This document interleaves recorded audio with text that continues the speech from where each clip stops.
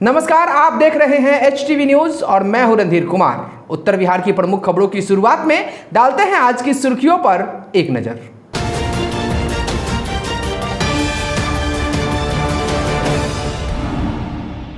मोतिहारी अग्निशमन कार्यालय में अग्निशमन पदाधिकारियों ने किया फायर सेफ्टी को लेकर महत्वपूर्ण बैठक। कई अहम मुद्दों पर हुई चर्चा।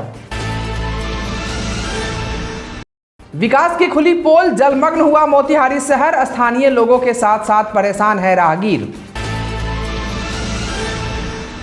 रक्सौल में कार्यपालक पदाधिकारी का पदभार संभालते ही सड़कों पर दिखे DCLR रामदुलार राम, रक्सौल शहर की समस्याओं से हुए रूबरू। लगातार हो रही बारिश से उत्पन्न हुई बाढ़ सी स्थिति, खेतों में बर्बाद हो रहे हैं फसल। मोतिहारी जानपुल चौक पर पोते के जन्मोत्सव के मौके पर दादा ने बांटे औषधीय पौधे और पर्यावरण संरक्षण को बढ़ावा देने का दिया संदेश। ब्रह्मा कुमारी मीरगंज सेवा केंद्र में सजी श्री कृष्ण की चैतन्य झांकी, देखने के लिए काफी संख्या में श्रद्धालुओं का लगा रहा आना जाना। सिकरहना नदी की जलस्तर बढ़ने से सुगौली में कई गांवों में घुसा बाढ़ का पानी, परेशान है स्थानीय लोग। साठी पुलिस ने की कार्रवाई, मारपीट मामले में नामजद आरोपी को किया गिरफ्तार, भेजा जेल। लगातार कई दिनों से रुक रुक कर हो रही बारिश से जनजीवन अस्त व्यस्त, मझौलिया प्रखंड क्षेत्र में सड़क पर पानी जमा होने से परेशान है लोग। और मझौलिया शुगर इंडस्ट्रीज के तत्वावधान में किसान संगोष्ठी का हुआ आयोजन।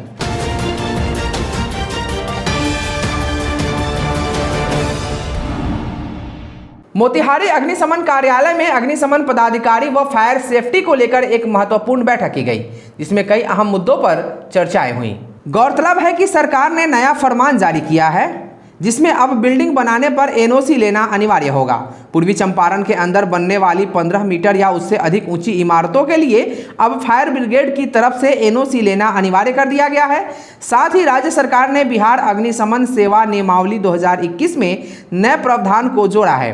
इसके तहत अब 15 मीटर या इससे अधिक ऊंची इमारतों के लिए अग्नि सुरक्षा प्रमाण पत्र या अन्य आपत्ति प्रमाण पत्र यानी NOC लेना जरूरी होगा।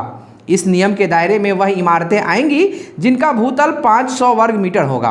अब सरकार ने फायर सेफ्टी का दायरा बढ़ाते हुए नियमों में बदलाव किया है। वहीं इस बैठक के बाद जिला अग्निशमन पदाधिकारी सह district commandant home guard director Ashok Kumar Prasad ने क्या कहा, आपको सुनना चाहिए। जैसा कि अभी मालूम है या हम लोग लगातार ये प्रयास कर रहे हैं कि बिहार अग्निशमन सेवा नियमावली 2021 लागू हो चुका है, जिसके तहत यह विभाग को एक पद स्वप्नात्मक संरचना में भी पुलिस बल के समानुपात ढांचा में बांध दिया गया है।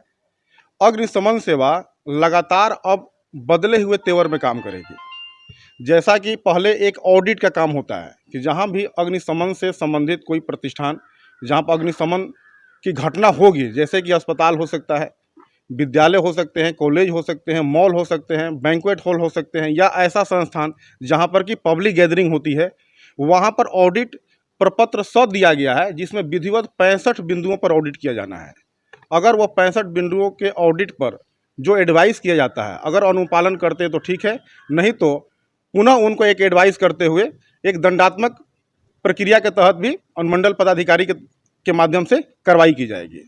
मोतिहारी नगर निगम क्षेत्र में जल जमाव से उत्पन्न त्रासदीपूर्ण स्थिति एवं सोए हुए नगर प्रशासन को जगाने के लिए चंपारण नागरिक मंच ने नदी बनी हॉस्पिटल रोड पर गली गली नौका विहार कार्यक्रम का आयोजन किया। गली गली जल जमाव, सहारा है कागज की नाव, नौका विहार का हुआ विस्तार, मोती झील टू सदर अस्पताल, नगर प्रशासन होश में आओ, जनप्रतिनिधि कर्तव्य निभाओ आदि नारों से नागरिकों ने नगर निगम प्रशासन के विरुद्ध आक्रोश प्रकट किया। नागरिक मंच के सदस्यों ने कागज का नाव हाथ में लिए उसे पानी में छोड़ा और जिला प्रशासन नगर निगम के खिलाफ नारे लगाए। कार्यक्रम का नेतृत्व कर रहे संयोजक विनोद कुमार दुबे ने कहा कि जल जमाव से पूरी जनता त्रस्त है, लेकिन नगर निगम राजनीति का अखाड़ा बना हुआ है। संस्थापक सदस्य दिनेश कुमार ने कहा कि नगर निगम क्षेत्रों में कोई भी सड़क एवं नाला प्लानिंग कर नहीं बना है। सभी गली के सड़क एवं नाली से ऊंचा मुख्य सड़क एवं मुख्य नाला बना दिया गया है तथा अधिकतर मुख्य नाला का निर्माण बीच में ही छोड़ दिया गया है। समय रहते नाला उड़ाही नहीं किया गया। उन्होंने कहा कि नगर को जल जमाव से निजात दिलाने के लिए सिर्फ बरसात आने पर काम नहीं करना होगा, बल्कि योजना पूर्वक नाला का अतिक्रमण हटाने, अर्धनिर्मित सड़क एवं नाला का निर्माण करने, मुख्य नाला एवं सहायक नाली का लेवल ठीक करने, बरसात पूर्व नाला उड़ाही आदि का कार्य योजना बनाकर करना होगा। नगर का मुख्य अस्पताल रोड जो सीधे जिला समाहरणालय तक जाती है, उस रोड का आलम यह है कि मुख्य रोड पर 2 से 3 फीट पानी अस्थायी रूप से जमा हुआ है। अतिवृष्टि होने के कारण तथा जल निकासी की समुचित व्यवस्था न होने के कारण ऐसी स्थिति बनी हुई है। स्थिति यह है कि सदर अस्पताल के विशाल परिसर में कई फीट तक जल जमाव है। मरीज, एम्बुलेंस या डॉक्टर के निजी वाहन सभी पानी में तैरकर आ जा रहे हैं। कोई भी समाधान नजर नहीं आ रहा है। आलम यह है कि जितना जल जमाव हुआ है, अगर पंपिंग सेट से भी पानी निकाला जाए तो कई दिन लगेंगे। सबसे विकट स्थिति तो यह है कि अस्पताल क्षेत्र से पानी निकलने का कोई व्यवस्था अब तक नहीं दिख रहा है। चारों तरफ जलमग्न है। एकमात्र जल गिराने का स्थान मोती झील दिखता है, लेकिन तमाम नाले अवरुद्ध हैं। अब देखने वाली बात होगी कि आखिर कब तक शहर वासियों को इस समस्या से छुटकारा मिलती है। यान चला करके गली गली में नाव चली और यह कार्यक्रम करके मोतिहारी की जनता को जागरूक करने का प्रयास कर रही है।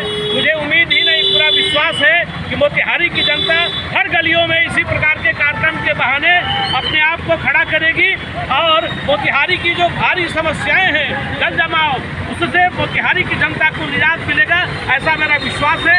चंपारण नागरिक मंच की सफलता के लिए मैं ढेर सारी शुभकामनाएं और बधाई देता हूं। चंपारण नागरिक मंच यही संदेश देना चाहती है कि नगर निगम का प्रशासन बिल्कुल सो गया है, चिर निद्रा में है और भ्रष्टाचार का अड्डा बना हुआ है, जिसका सबूत यह जगह गली गली में जल भराव है। कहीं निकलने की सुविधा नहीं है, कहीं निकलने की सुविधा नहीं है। हम लोग नाव चलाकर, कागज़ का नाव चलाकर इसका प्रतीकात्मक विरोध करते हैं। पूरे वर्ष इसमें ये लोग जो है ठीक से काम नहीं करते हैं, भ्रष्टाचार का अड्डा बनाकर रखा है और अब जाकर जब आग लगी है तब ये कुआं खोदने की बात कर रहे हैं। अब इसका कुछ नहीं हो सकता जब तक कि जनता जागरूक नहीं होगी और प्रशासन जागरूक नहीं होगा और इनको बड़ा नाला बनाकर उसको जब तक नदी और नालों में, झील में नहीं गिराया जाएगा। चारों तरफ से मोतिहारी नदी और झील से घिरा हुआ है, फिर भी मोतिहारी शहर जो है वह नदी बना हुआ है। मैं तो ये नहीं समझ पा रहा हूँ, ये जिला मुख्यालय है या फिर नाला मुख्यालय है। ये जिला मुख्यालय कम होकर नाला मुख्यालय ज़्यादा हो गया है। हर जगह जहाँ भी आप नज़र डालेंगे पानी ही पानी। ये कागज़ की काश्ती और वो बारिश का पानी, ये देख के मुझे ये पंक्ति याद आती है, लेकिन इसे दोहरानी नहीं है। नगर प्रशासन को होश में लाना है और ये जो नारकीय जीवन व्यतीत कर रहे हैं नगर निगम के जो भी यहाँ पे बाशिंदे हैं, उनको इस नर्क रूपी नगर निगम प्रशासन से मुक्ति दिलाने का काम करें हम। और ये जो भी नाली नुमा है, हमारे पास एक बहुत ही सुंदर मोती झील है। अगर हम सभी चरणबद्ध तरीके से जो भी नाला है उसको अगर समुचित तरीके से उस मोती झील में मिला दे। Bureau report, HTV news. Raxaul DCLR Ramdular Ram कार्यपालक पदाधिकारी का पदभार संभालते ही रक्सौल की समस्याओं से रूबरू होने शहर के सड़कों पर निकल पड़े, जिसका असर अब दिखने लगा है। पहले जहां शहर में कचरा दिन के 11 बजे उठता था, अब सुबह से ही कचरे उठने शुरू हो चुके हैं। वहीं रक्सौल थाना के समीप मेन रोड स्थित एक जब्त ट्रक जो सालों से पड़ा हुआ था, जिससे जाम की समस्या और वाटर ड्रेनेज की समस्या उत्पन्न हो रही थी, उसे भी हटाकर रक्सौल से मेन रोड की वाटर लॉगिंग सिस्टम को दुरुस्त करते हुए देखा गया। गौरतलब है कि बीते दिनों उन्होंने स्थानीय विधायक प्रमोद कुमार सिन्हा के साथ शहर का भ्रमण किया था। वहीं अगले दिन उन्होंने विभिन्न वार्डों का निरीक्षण किया, साथ ही वाटर लॉगिंग एरिया जैसे स्टेशन रोड, गोदाम रोड का जायजा लिया और बन रहे नालों का भी उन्होंने जायजा लिया। इस दौरान पूर्व मुख्य पार्षद, सह वार्ड पार्षद काशीनाथ प्रसाद, घनश्याम प्रसाद व उप मुख्य पार्षद प्रतिनिधि बप्पी शाह आदि मौजूद थे। पहले वैश्विक महामारी कोरोना और लॉकडाउन तो अब बाढ़ ने लोगों को परेशान करना शुरू कर दिया है। पूर्वी चंपारण जिले के लगभग सभी प्रखंडों में बाढ़ का पानी फिर से प्रवेश कर रहा है। रविवार को पूर्वी चंपारण से शिवहर को जोड़ने वाली सड़क पर कोदरिया के समीप 2 फीट से अधिक पानी का तेज बहाव जारी है। आज सुबह पानी के तेज बहाव में बाइक सवार गड्ढे में जा गिरा। जिन्हें वहां खड़े ग्रामीणों की मदद से बाहर निकाला गया और उसे किसी भी तरह की क्षति नहीं हुई। वहीं बाढ़ का पानी पताही के भितघड़वा, मिर्जापुर, कोदरिया, फेनहारा प्रखंड के मधुबनी, रतनवा, गोविंदबाड़ा के तालाब, पोखर से होते हुए खेतों में तबाही मचाना शुरू कर दिया है। बाढ़ के पानी से किसानों का बुरा हाल है। गौरतलब है कि 2 महीने पहले समय से पहले बाढ़ आ गया था, जिस समय किसानों ने धान की रोपनी की थी और बाढ़ ने किसानों की धान की रोपनी को बर्बाद कर दिया था। फिर से किसानों ने देखा कि बाढ़ का पानी कम होने लगा है तो किसानों ने फिर से किसी तरह दोबारा धान की रोपनी की और एक बार फिर बाढ़ ने किसानों को निराश कर दिया है और किसान अब आसमान में टकटकी लगाए बारिश के रुकने के इंतजार के साथ साथ सरकार से मदद की उम्मीद लगाए हुए हैं। मोतिहारी जानपुल चौक पर पोते के जन्मोत्सव के मौके पर दादा ने औषधीय पौधे का वितरण करते हुए पर्यावरण संरक्षण को बढ़ावा देने का संदेश दिया है। इस दौरान औषधीय पौधे के अलावे फलदार पौधे का भी वितरण किया गया, जिसमें आम, कटहल, अमरूद, आंवला व जामुन के पौधे सहित कई औषधीय पौधे बांटे गए। भारत स्वाभिमान कोषाध्यक्ष विनोद कुमार जायसवाल ने बताया कि उनके पोते का जन्म 15 अगस्त 2021 को हुआ था, इसलिए उन्होंने अपने पोते का नाम स्वतंत्र रखा और जन्म के अवसर पर भोज या पार्टी न करके पर्यावरण संरक्षण के उद्देश्य से पौधे का वितरण किया है। वहीं इस मौके पर समाज सेवी केशव कृष्णा, सोनम देवी, दीप्ति कुमारी, आकाश जायसवाल, विश्वास जायसवाल, किशन कुमार, मनोज सिंह सहित कई लोग मौजूद थे। मेरे पौत्र का जन्म 15 अगस्त स्वतंत्रता दिवस के महापर्व के दिन हुआ। मैं उसी उपरांत ये पौधा वितरण किया और मैं यही लोगों से कहना चाहूँगा कि बेफजूल का खर्च कर पार्टियाँ जो करते हैं लोग, ये बिल्कुल गलत है। उसकी जगह हम पौधा वितरण करें, लोगों को जगाएं।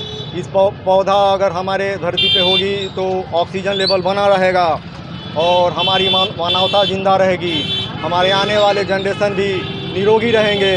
यही मेरा कहना है। प्रजापिता ब्रह्मा कुमारी ईश्वरीय विश्वविद्यालय मीरगंज सेवा केंद्र पर श्री कृष्ण जन्माष्टमी के शुभ अवसर पर मनमोहक झांकी सजाई गई।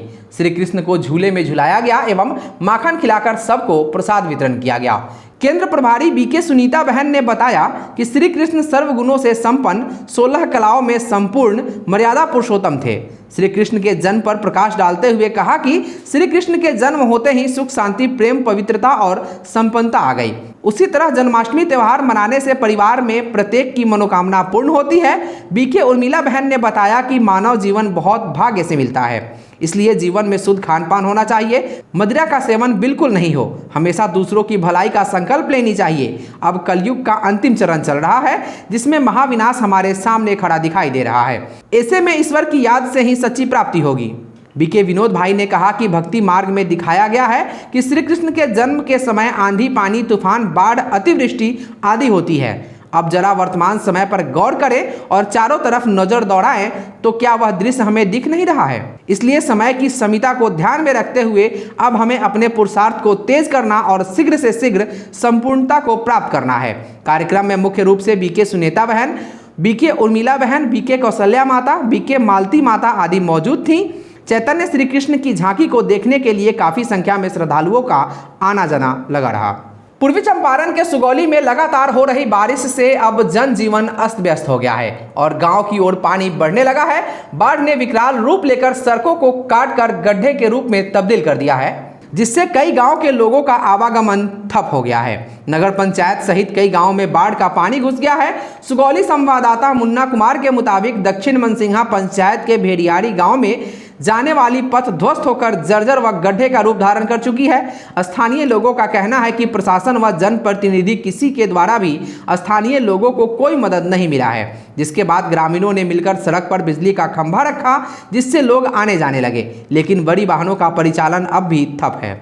लोग पैदल आ जा रहे हैं। रघुनाथ गुप्ता, अंगद सहनी, धर्मेंद्र गुप्ता, पंचायत समिति सदस्य इकराम हुसैन, शिव कुमार सहनी सहित कई लोगों ने बताया कि भेड़ियाड़ी से रोशनपुर व अन्य जगह जाने के लिए सड़क बिल्कुल जर्जर होकर चारों ओर गड्ढे का रूप ले लिया है, जिससे हम लोगों को गांव के बाहर जाने में परेशानी हो रही है और कोई भी नेता या अधिकारी हम लोगों को देखने तक नहीं आए हैं और न ही किसी तरह की सहायता मिली है। जिसके बाद ग्रामीणों ने आने जाने के लिए बिजली का खंभा रखकर जान को जोखिम में डालकर लोग आ जा रहे हैं। पश्चिमी चंपारण जिले के साठी पुलिस ने करीब 3 माह से फरार चल रहे नामजद अभियुक्त को गिरफ्तार कर जेल भेज दिया है। उक्त जानकारी देते हुए थाना अध्यक्ष उदय कुमार ने बताया कि फरार चल रहे नामजद अभियुक्त 19 वर्षीय सोनू साह जो धर्मपुर निवासी है उसको गिरफ्तार कर जेल भेज दिया गया है। बता दें कि करीब 3 माह पहले रीना देवी पति राम बच्चन गौर धर्मपुर निवासी द्वारा मारपीट के मामले में 5 लोगों पर मामला दर्ज कराया गया था। दर्ज एफआईआर में सोनू को भी नामजद किया गया था, जिसे छापेमारी के दौरान साठी पुलिस ने गिरफ्तार कर रविवार को न्यायिक हिरासत में भेज दिया है। मझौलिया प्रखंड क्षेत्र में लगातार रुक रुक कर कई दिनों से हो रही बारिश से जनजीवन अस्त व्यस्त है। बारिश के चलते जगह जगह जल जमाव है। जल जमाव के कारण 2 पहिया 4 पहिया वाहन चालकों सहित पैदल चलने वालों को दिक्कतों का सामना करना पड़ रहा है। सड़क के गड्ढों में पानी जम गया है, जिससे राहगीरों में परेशानी हो रही है। किसानों के खेतों पर कामकाज रुक जाने से प्रतिदिन मजदूरी कर परिवार चलाने वाले मजदूरों की हालत दयनीय हो गई है। वहीं बारिश के कारण सिकरहना नदी के जलस्तर में भी वृद्धि होना प्रारंभ हो गया है, जिससे मझौलिया के उत्तरी भाग में रहने वाले लोगों में बाढ़ का भय कायम हो गया है। तो बारिश के कारण घरों से बाहर निकलना लोगों के लिए काफी मुश्किल हो गया है। मझौलिया शुगर इंडस्ट्रीज के तत्वाधान में किसान संगोष्ठी आयोजित कर किसानों को जागरूक किया गया। किसान संगोष्ठी की अध्यक्षता उमेश ठाकुर ने की। इंडस्ट्रीज के मुख्य महाप्रबंधक इंदीप सिंह भाटिया ने कहा कि उन्होंने पिछले सत्र का बकाया भुगतान पूर्ण रूपेण कर दिया है। आगामी सत्र में भी नियमानुकूल गन्ना भुगतान किया जाएगा। उन्होंने किसानों को आश्वस्त किया कि आगामी सत्र में केन पेमेंट में कोताही नहीं बरती जाएगी। उन्होंने किसानों से सहयोग बनाए रखने का आह्वान किया है। आज के लिए बस इतना ही। एसटीवी न्यूज़ पर प्रसारित होने वाली खबरें प्रोग्राम्स आप जीटीपीएल के चैनल नंबर 985 और डेन के चैनल नंबर 155 के साथ साथ आप अपनी सुविधानुसार मोबाइल फ़ोन पर भी देख सकते हैं। अगर आप हमें यूट्यूब के माध्यम से देखना चाहते हैं तो एचटीवी न्यूज़ के ऑफिशियल यूट्यूब चैनल को सब्सक्राइब करें और बेल आइकॉन दबाकर ताज़ा वीडियोज़ की नोटिफिकेशन प्राप्त करें।